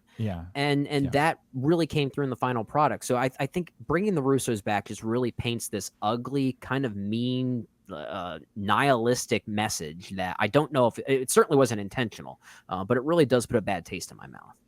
I also wonder what the direction of the MCU is going to go in like leading up to Doomsday and Secret Wars, because all we have up until those movies come out is Brave New World, Thunderbolts, which those two movies again are being sold to us as, hey, we're going back to phase 2 in terms of tone and style. That's what those two movies Thunderbolts are going to be. is gonna just crash and burn. I don't see that movie hitting. I agree, because it's me and I think 2 other people that are still kind of interested in that movie. That film is not going to do well at the box office unless the marketing does a long legs kind of thing. And gets people Scariest movie ever. Florence Pugh's heart rate got to 210. Exactly. #1 movie in the world behind Despicable Me 4. Yeah. We're just adding long legs to the cast to the Thunderbolts. I'd take Micah Monroe in the MCU. That'd be Yeah. cool. I'd take that cast for sure. Yeah. Like I like the idea of the Thunderbolts, like in the comics, and even the group of characters they've selected for that movie. I do like them. I don't know if the film is gonna be any good. I'm obviously I'm dubious on the film, but I'm still kind of looking forward to it. I'm curious. Either way, my point here is to say It's so connected to the TV shows, though, which is a problem. which is fair. Yeah. My point in all of that is to say you got those 2 films that are going to be, per Kevin Feige's own words, more grounded than what we've seen with all of the multiversal stuff. Then the next film we get is Fantastic Four, and whatever that may be, that will likely take us a little bit more outside of Earth. And then maybe Blade. Who knows if Blade ever sees the light of day. I don't think If Deadpool and Wolverine has anything to say about it, maybe not. But No. Maybe not. exactly. is Fantastic Four, is that Peyton Reed? No, that's Matt Shackman, who directed all of WandaVision. Yes. Yeah. All right. Okay. Peyton Which Reed, I think, was I really originally like at least WandaVision. lobbying to do it, but Yeah, I'm glad he's not. Yeah. I don't. Shackman is not exactly tickling my fancy to any extent, but maybe I'll take the visual flair of WandaVision over most of the Ant-Man films, though. fair. agree. I mean, Peyton Reed's made some good stuff, but Yeah, when he's not making action films. Like, I love Bring It On. Yeah. I love Down with Love, that movie with Renee Zellweger and Ewan McGregor. That's great stuff. But that's a very different wheelhouse. It's a very different creative juice. Yeah, it is. I mean, I loved WandaVision. I think that's top tier. I liked MCU, WandaVision so until I'm the okay last with- 3 episodes okay. when it turns into a Marvel thing. I think the problem with that show is more like the overarching problem with most of Marvel's shows is that they haven't quite figured out how to tell a complete story with whatever episodic format they're working with. The 8 30-minute episodes. That structure just doesn't work. Ms. Marvel being only 6 episodes, and then it tries to cram like 7 episodes worth of content into the finale. Yeah. It just like, But I think WandaVision is the had- only one that's come close to making. I guess Even so, Loki yeah. season 2 especially was I think I Loki's think the Loki's- TV shows are going away. I think those are going to really get pulled back. Yeah, 'cause they haven't been good. They They Most haven't of been them good, and they like their homework for people who And their like homework, Marvel. Yeah. Yeah. Yeah, I agree. Anyway, my main point in all of the, I didn't mean to get us down a rabbit hole. I just wanted to point out that all we have is those 3 films. We have 2 of them that are going to be Earth-based, and then Fantastic Four, and then that's it. And then we get to Avengers, Doomsday, and Secret Wars. Like, there's nothing that leads into those movies. Yeah. I kind of wonder if there's something in the pipe. Like, it wouldn't surprise me if Doomsday and Secret Wars gets pushed back, and they add something like an X-Men movie, maybe I another don't think it'll be an Wolverine X-Men. movie, something I think they're going to fast track a 4th Spider-Man movie. that too, perhaps. There's got to be something, because Doomsday and Secret Wars are these huge events that involve so many, if not all of the characters. It's kind of like how they rushed the Justice League. Yeah, where like they had it kind of feels like that. 2 or 3 movies. Yeah. Yeah. Like, yeah, how it does are kinda you feel that going way. to That's a good point. explain or like lead up to Secret Wars unless Doomsday is just this huge thing? I mean, I don't know. Like, it just it feels like what they have pre-leading those two movies are completely antithetical to what those movies are going to be. It just feels visionless, and I don't know what Feige's up to. But I don't either. But it's it not makes in a no way sense that to gets me. me excited. It's not knowing what he's up to. It's not building suspense. It's making me think, oh, what could it be? It's more so concern about what could it be. But I will say, if I want to throw some positivity into this conversation, while I don't necessarily Why love, would you do that? I try to be both. I try to have both minds here. Well, we talked about Matt Shakman as a director, the director of WandaVision, who is now helming the Fantastic Four movie, which is apparently called The Fantastic Four: First Steps. The title First I don't Baby really. Steps. What a terrible title. Oh I know a my lot of people God. have been making the reference to What About Bob? Baby Steps. It's like, I totally see the point. It's a terrible title. Yeah, my son had those recently, and he's 1 year, This one Baby year old. Steps. First Baby It's a movie Steps. about babies. Apparently, this Fantastic Four movie does take place in a different universe. This is not the main sacred timeline, for what I hear, and it takes place mostly in the '60s. So it's a neat, futuristic-ish. It sounds kind of like it will be Incredibles aesthetic, which sounds cool. Or And the Jetsons. Incredibles, Yeah. is Exactly. the good the good Fantastic Four movie. movie. Good Fantastic Yeah. Four movie. Yeah, Yeah, exactly. but like the idea that they're finally using the multiverse to not be restricted by plot or character resurrections or anything like that. Like they're using it to create an alternate world and visualize an alternate world, I think is a neat idea and the right idea to finally go in. So like if there's anything that I want to emphasize maybe positively, I am genuinely intrigued by this Fantastic Four movie. Just given what I know about it. If there's one project that Marvel is working on now that I'd say I'm most excited about, it's probably that one. Because I think there is potential to be a bit Agreed. weird with it.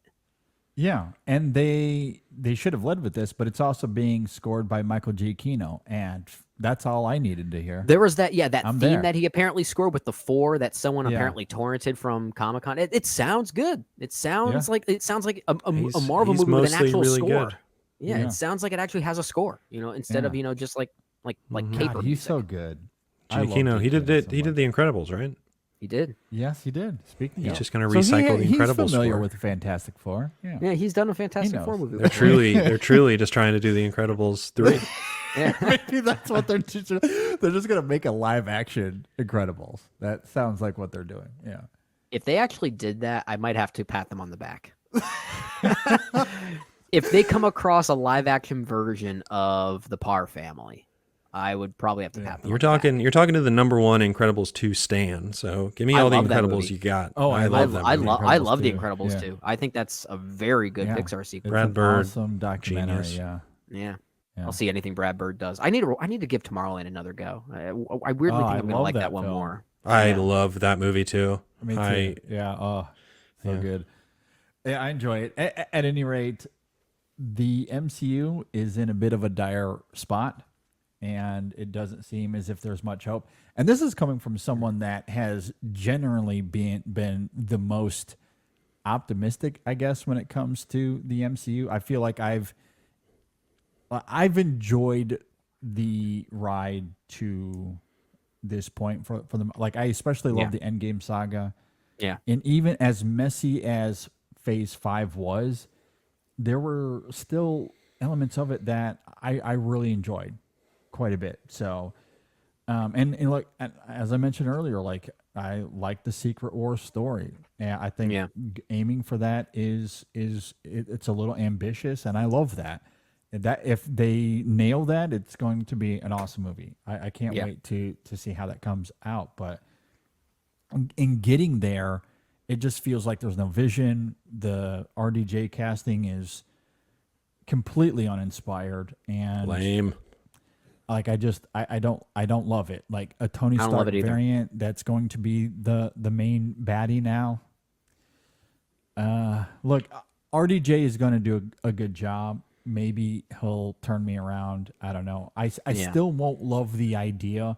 I That's the still think thing. there are better choices to be had here, but if he does, if it works well enough in execution, I guess I can forgive it a little bit. But I don't think it'll ever reach the potential it could have if it went a different route. But And I don't know if it's just our bubble, our particular bubble, but I feel like there is a pretty big consensus out there. Maybe not an overarching consensus, but if we're looking at it in percentages, maybe something like 75 to 25, that's actually more in favor of not having RDJ play this character. I feel like there are a lot of people who are really upset by this news. No, I didn't see many people that were for it. I saw a handful. I've seen a few. Hall I've H seen seemed pretty stoked. but Well, then yeah, again, it's Hall all- H is excited about everything. True. Yeah. Yeah, you could say they're about to get. Remember when attacked we were by talking about sperm Michael bees. Mann? Those were good times. I know those were good times. Sadly, I also, think- like, who is Doom going to fight aside from the Fantastic Four in Secret Wars? Because all of the characters that we know, like Thor, is still running around somewhere. Hulk is still around, but all of the other characters that Captain are Marvel. involved with that story, we don't know anything about them as far as the MCU goes. Yeah, we don't know any of that. How is the X-Men are such a big part of that story?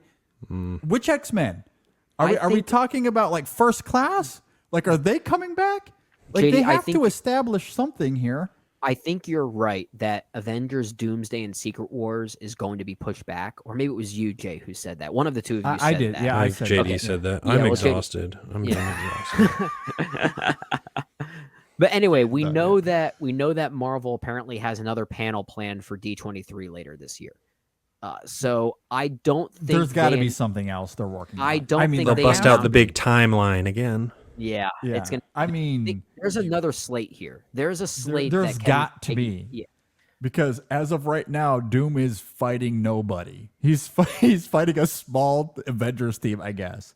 But like the X-Men have got to be involved in some sort of way.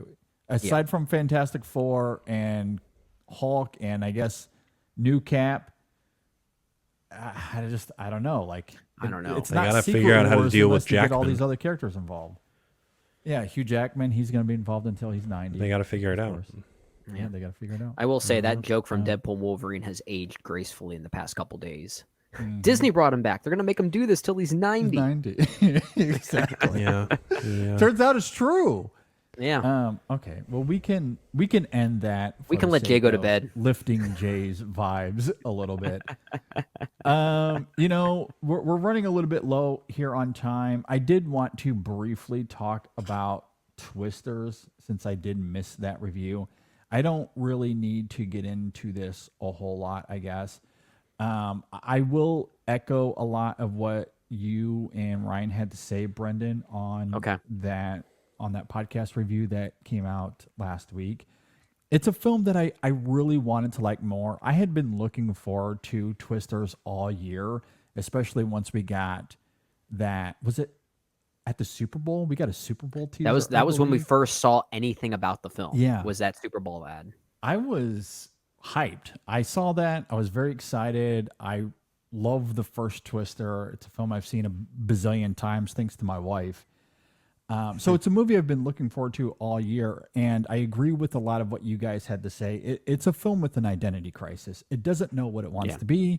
It's a sequel. It's a remake. It's a reboot. It's all of the above. It's a film that is very, very confused, especially given the technology of the film, which is in like the technology is that of 2023, but they utilize it like it's 1947. It just makes no sense to me whatsoever. It's so funny. It's so weird. Very, very strange.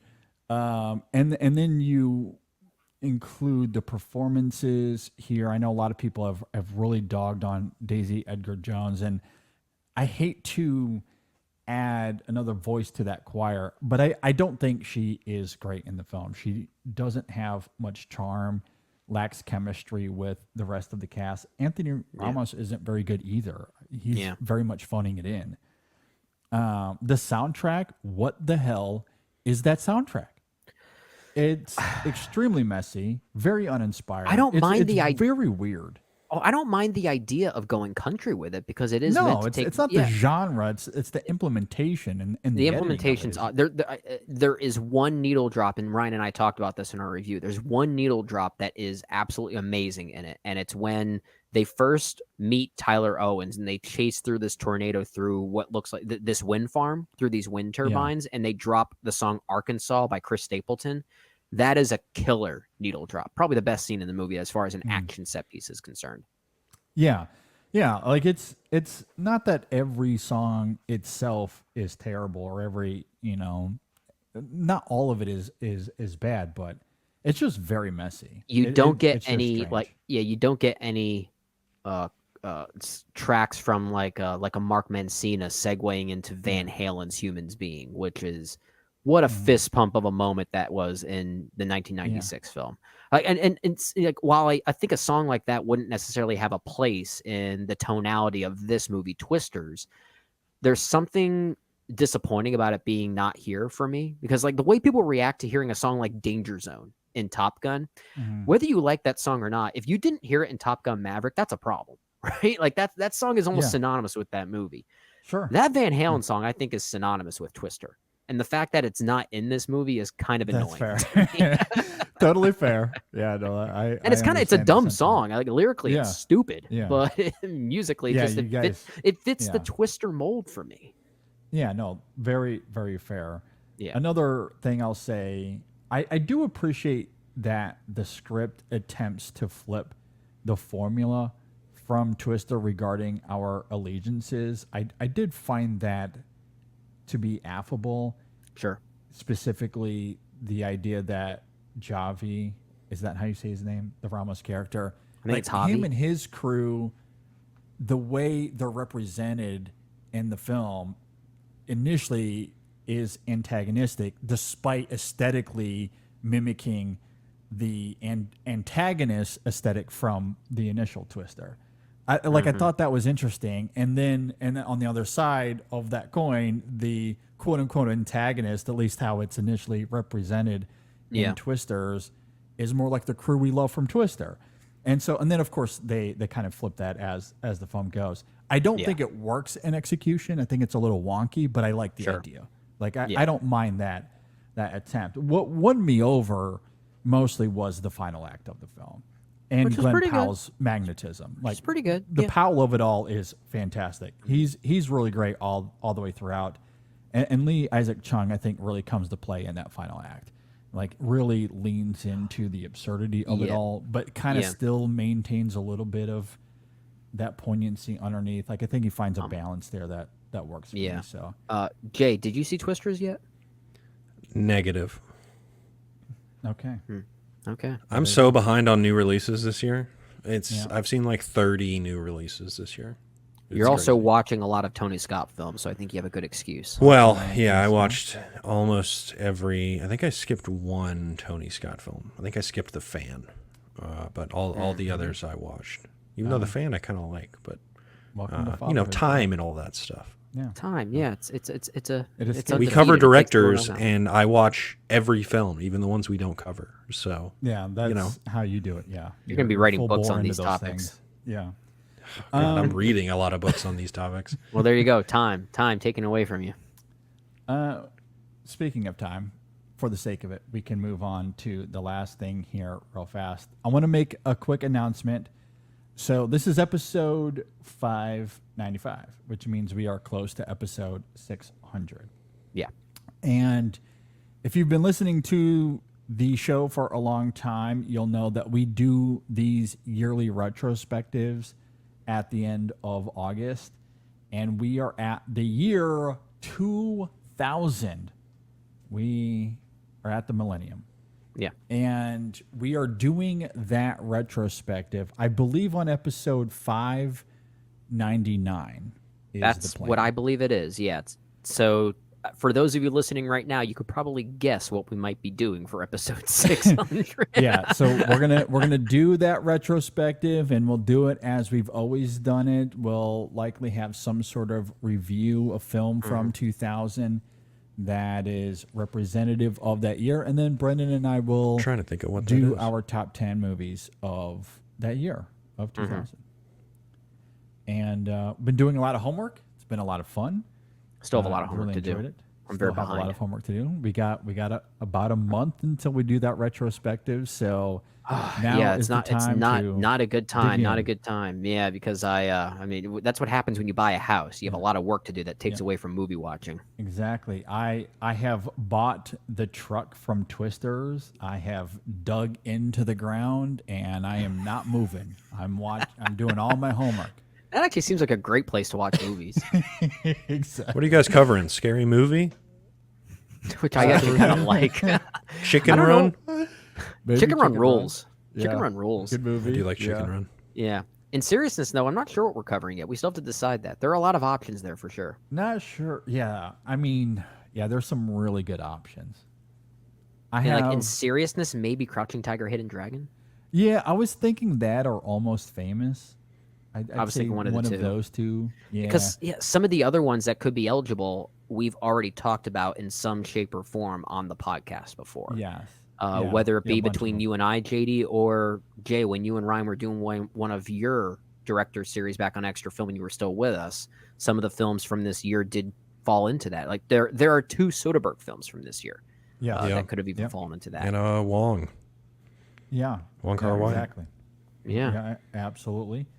So yeah, some good options. We'll figure out what movie we're going to review, but we'll do a review. We'll have our top 10, and then that will lead into episode 600 the following week, where we will do our best of the decade.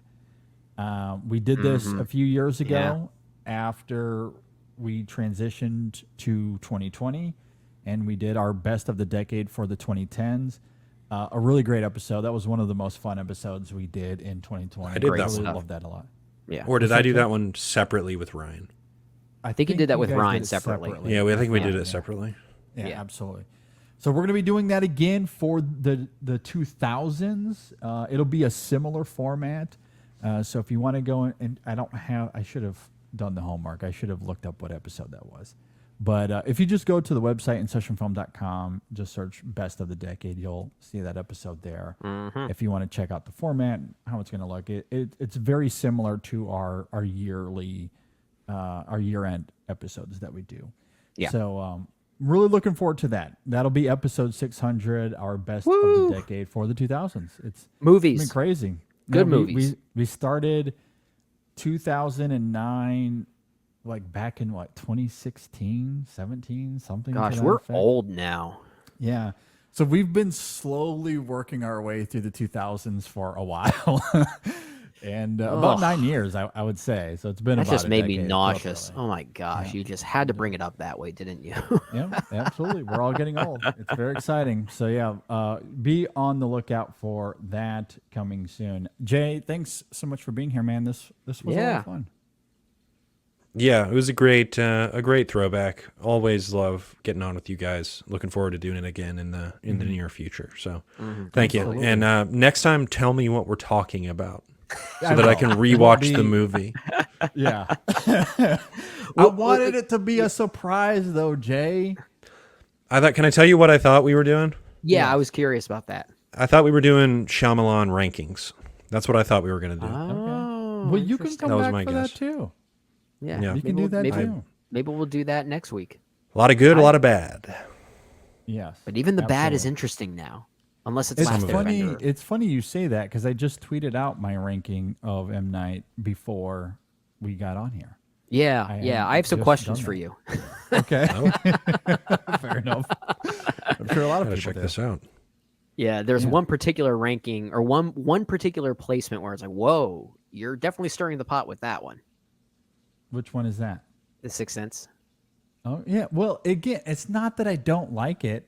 And look, I will say, if you browse Letterboxd for M. Night rankings, Knock at pretty the all over the Cabin lot of is that. high. My goodness. I love it, man. I love that movie. Yes, I think it's very very good.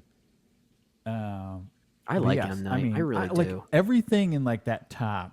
I don't know, 6, 7, 8, like everything up until like those last 4. I really like to some degree, one way or another. I at this point now, I think he only has 4 films I genuinely don't like. Actually, 3, maybe only Yeah. 3 films I genuinely don't like. And like I've even come around on Lady in the Water a little bit. A film still I don't think love. Lady in the Water is fascinating. I agree. I mean, aside from Last Airbender and After Earth, which I think most people would unanimously agree are his 2 worst, it's The Happening that I don't care for because I just find it boring. I think that's Yeah, The film's biggest Happening's problem. no good. Yeah. Those Some are of the worst my bad. casting of Yeah. the century. Yeah, but not even in an interesting way. No. What would good be your filmmaker. top three, Jay? Do you have a top three that you can say? Yeah, I would probably go Unbreakable, Signs, The Village, I think. Okay. I think that Yeah. would be my three. Yeah, I think that's a good three, and obviously we share two of those. So Yeah. yeah, Yeah, I love The Village. Deacon's putting in the work in that one. yeah. You know, Oh, yeah, it's great. that it actually goes back to our conversation on Miami Vice. What makes that movie work so well for me is that I choose to look at it as primarily a romance, and I would say the same thing about The Village. That is like a Nathaniel Hawthorne themed romance movie. Yeah. It is not a horror movie. And I actually think fair. the twist, which was so derided at the time, is kind of brilliant. I And agree. I think, I It's- think it's that is even- one of his best twists. It's even more brilliant, at least from my perspective, when you grew up in Pennsylvania, where there are communities like that keep themselves pretty isolated and disconnected from the technological world.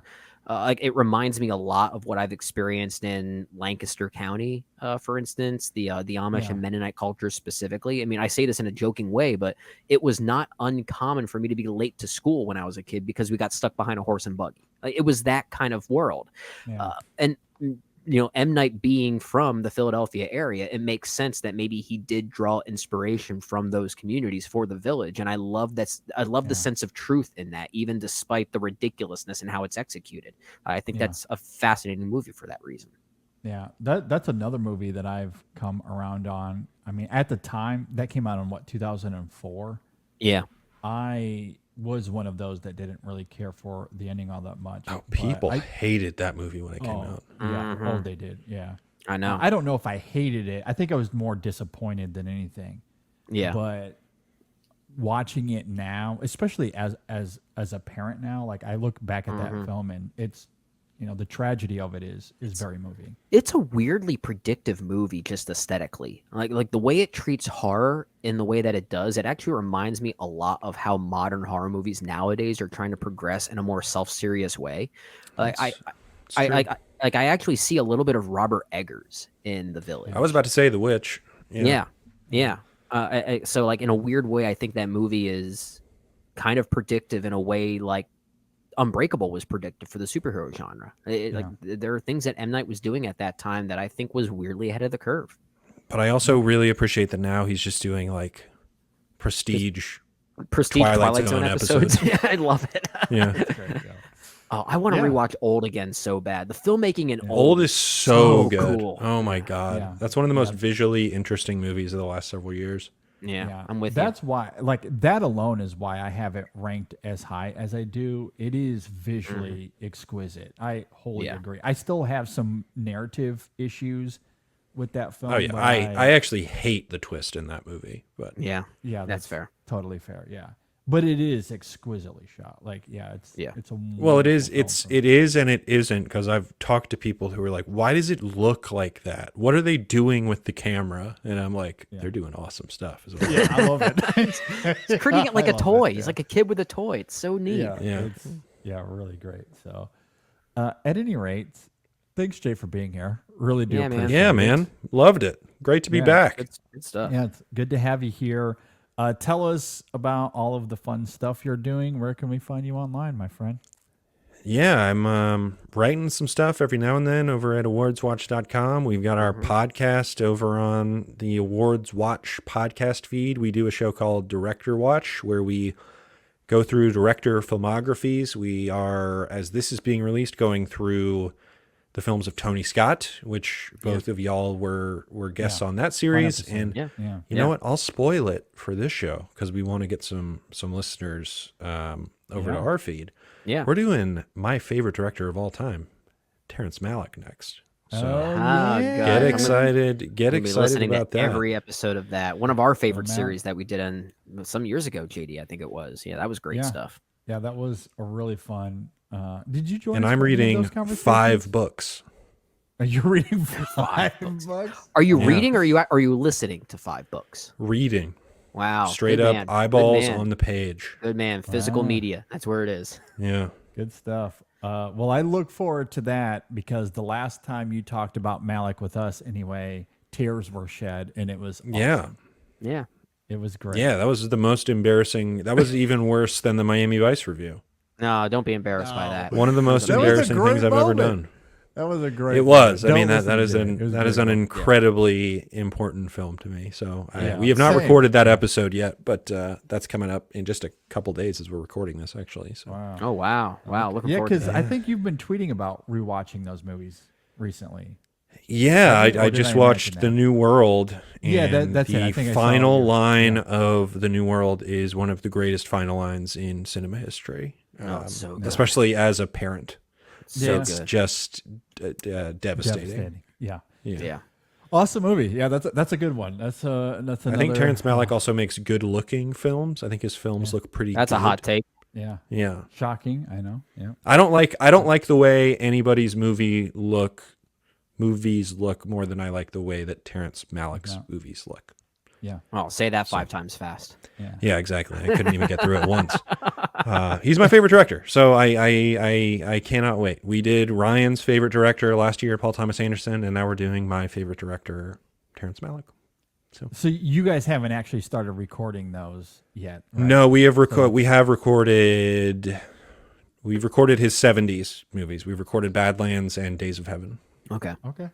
Well, if you need a guest for Knight of Cups and an interpretation on Luke 15 from the Bible, I think we let me do know. actually have some open spots for his twirly, swirly, His twirly swirly. modern era. Yeah, I could talk about Knight of Cups. Yeah. We might have to hit you up for that one because I do think that one's empty. Okay. Yeah. Let me know. I will definitely. I do think it. that movie is great. I like it a lot too. Yeah. I think that's probably the best of the twirly swirly ones. Yeah, I agree. I like all the twirly, swirly ones. To some degree, yeah. But I just love Malick. He I moves love me him, to my yeah. very core. Yeah, I'm an with interesting you. guy. Either way, looking forward to that series for sure. Please go and check out Jay's work. Definitely miss you and Ryan a lot. So I'm so I have to that thrilled as well. whenever we can. Yeah, get you man. guys here on the show. It is kind of weird not talking to y'all every week or so. every week. I know. Yeah. Yeah. Still getting used Good to to it. have you here, though. This was great. We'll definitely have to do it again soon.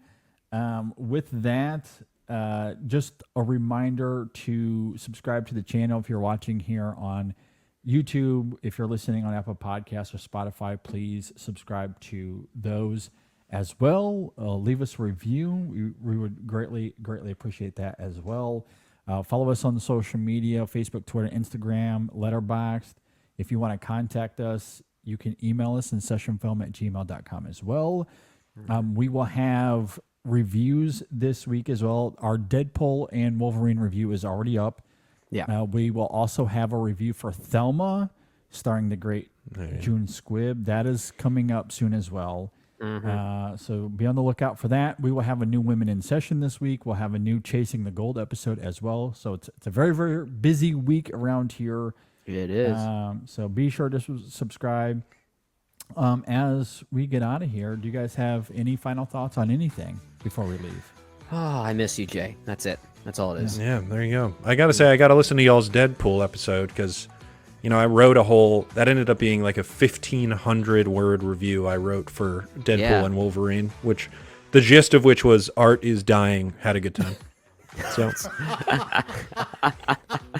And I think with that Yeah. sentiment, we'll just say it right now. I think you still liked it more than JD and I did.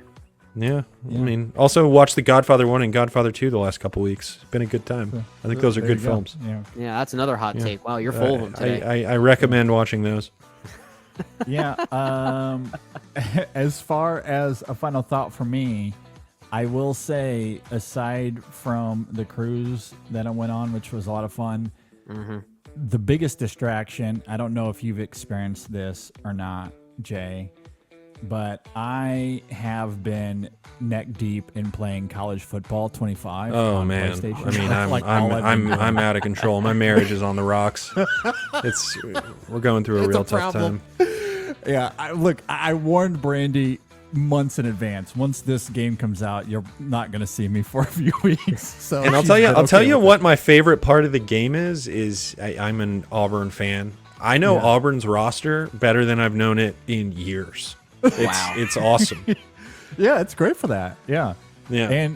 And what I've really loved about it as well is it's not just me, but now younger kids can get involved in that same way. Like I remember when I was a kid, like playing those games or playing the NHL games. It was a great way to know everything about the league or all these teams, like players that you don't just root for, but other great players as well. Like, and I'm starting to see that with Sam, because Sam's, he's never had a college football game to play. Like, obviously, this is his first one, and playing it when I was his age was such a big part of my childhood. So getting him to, like, he's been playing it just as much as I have. Yeah. And now he knows the Michigan roster as well as I do. And he's never really watched Michigan football intently. He's always around doing his own thing. But I think that'll change this fall because now he knows the guys.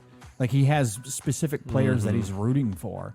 So it is interesting to see how the game is going to impact how he watches the I will sport say the going kids forward. today, they'll never know the struggle of manually naming 50 I players know. on the roster. That is true. That was we really had to earn it back in the day. We did.